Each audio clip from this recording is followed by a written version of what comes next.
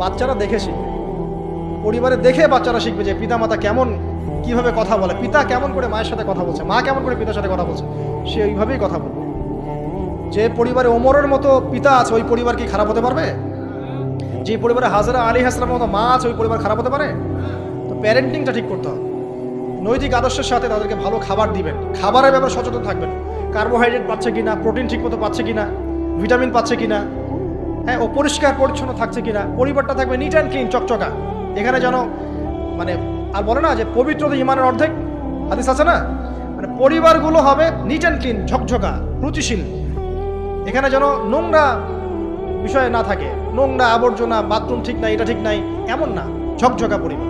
আপনার সামর্থ্য অনুযায়ী আপনি করবেন, কারণ পরিচ্ছন্ন না থাকলে বাচ্চা কাচ্চা অসুস্থ হবে বেশি, অসুস্থ হলে পরে আপনার পেরেশানি, ওরা খাবে না ঠিক মতো, রুচি ঠিক মতো থাকবে না, বাড়টা ঠিক বাড়বে না ঠিক মতো।